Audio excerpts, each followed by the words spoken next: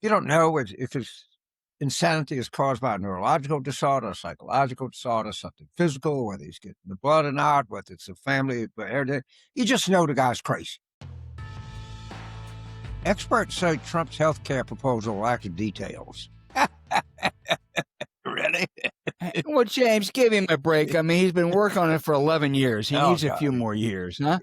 Also, and he's released those tax returns, which is terrific. But let's just, what this is about this week? Crazy Donald. Let's review the week. He sent a note to the Norwegian Prime Minister saying, since you didn't give me a Nobel Peace Prize, I'm going to penalize you and not focus as much on peace. He launched a board of peace, which he'd be the chairman, with a veto, superseding the UN, and he invited Vladimir Putin, that great peacemaker, to be a member.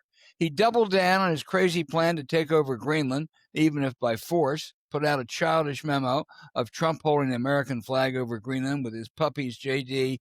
and Marco Rubio trailing behind. And then at Davos, he backed down, taking it by force, but said it's still ours. And there must be great fear, James, in Reykjavik, because on 4 occasions at Davos, Trump talked about taking Iceland, when I guess he really meant Greenland. He threatened massive tariffs on Europeans who don't support a Greenland power grab, 200% on French wines, and he just doesn't care about threatening the greatest strategic alliance the world has ever seen, NATO. Just to add a few more, he went ballistic at a UAW protester in Detroit, giving him the finger and shouting, fuck you at him. And he gave this rambling, narcissistic press conference, really about his own grievances. Not getting the Nobel Prize drives him crazy. He still talks about the 2020 election. People are going to pay a price. On Minneapolis, he holds up pictures of bad guys who have been apprehended, neglecting the fact that they have gone and run rampant and terrified an entire city. He said he was sorry about the woman who was killed by the ICE agents, but it was clear he was more interested, spent more time noting that her father was a Trump supporter. He claimed all kinds of false credit, gasoline prices, settling wars, etc., and then said his communications people really were the problem because they don't get the message across. James, 2 points, which I really know you can pick up on better than anyone. One, I've always thought him a phony, but I really did acknowledge, particularly in the beginning, but even throughout the 2024 campaign on occasion, he could be compelling. Phony, a liar. He's no longer compelling. That press conference was mostly boring. And finally, I think most importantly, there is a really very legitimate question about how mentally impaired he is. And that's raised not just by opponents, but medical experts like Dr. Stephen Reimer, the leading cardiologist at George Washington. This week only reinforced that concern, James. Look, Al, you could go this, I've seen this before. You see it in New Orleans. It's a guy on a street corner. It's just like baying at the moon. Oh, yeah, that's old man so-and-so. It's crazy. You don't know if it's insanity is caused by a neurological disorder, a psychological disorder, something physical, whether he's getting the blood or not, whether it's a family, everything. You just know the guy's crazy.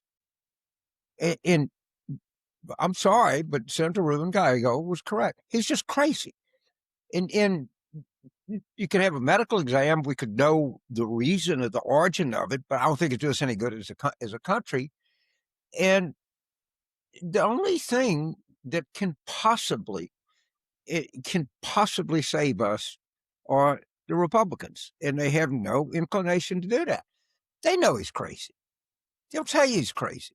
Everybody knows it. Do I think its origins are physical, or is it mental, or does he just have mental illness, which a lot of people have? Or is it caused by something else? I don't know. But I do know this. The president of the United States is fucking crazy. And the consequences of that, we've survived so far, but there's nothing that he says and does that makes any sense. And we're just sitting here. We're like the old guy, flea-bitten dog baying at the moon. We're not effective in this. The only people can be effective are the Republicans. But I mean, he doesn't get a single Democratic vote. Everybody's against him. We sit here, we get example after example after example, and nothing changes. We're on the clock. What's going to happen? The country's going to disintegrate, or some Republican's going to say something. That's where we are. Yeah, I think you're right. One thing that's a waste of time is discussions about the 25th Amendment. To invoke the 25th Amendment, the vice president has to get a majority of the cabinet. Does anyone think this shape-shifting J.D. Vance is going to lead that effort, much less this cabinet of poodles? There is, that's off the table. It really is, as frankly as impeachment, even though it's justified probably.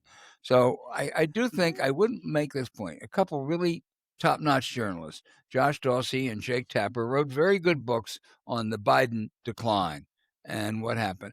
I would urge them and their colleagues to spend more time focusing on what I think is a real Trump decline. And people, they ought to talk to neurologists and people who understand this, because I can hear the answer now. Trump went on for a 2-hour press conference in Washington, an hour and a half in Davos after almost no sleep. And look at him. He's got all this energy, a lot more than Biden. Yeah, he does have a lot more than Biden. That has nothing to do with his cognitive status. It really doesn't. I think there's a lot of territory to explore there, James. Yeah, I guess what I'm saying is we can have one more story. I think people, not just medical professionals, people make a judgment. Everybody knows he's crazy. We can do more stories. We can talk to Jonathan Reiner. We can talk to the head of, I don't know, Mayo Clinic or anything we want. But we're just saying the obvious. The question is, when can we get rid of it? How do we? And we say, well, impeachment's off the table. I don't know. Is it really off the table? Could something happen? And they say, look, maybe some self-interested tech zillionaires said this is too dangerous a situation, JD. Maybe they can go. I don't know what, but I am completely convinced that we've been railing on this for God knows how long. Every Wednesday, every Thursday when it airs, every guest, everything. We know what's at the bottom of this.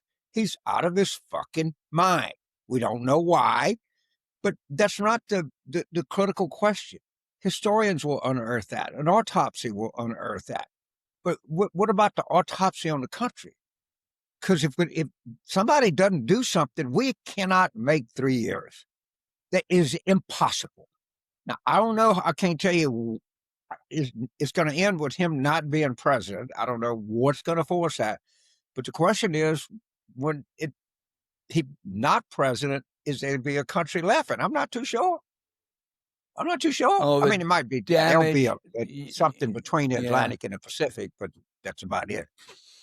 The damage that's being done, the idea that you can suddenly turn that switch back on and everything's going to be okay, is just foolhardy, because you can't. I mean, already it will take decades to pull out of this, and that's after 1 year.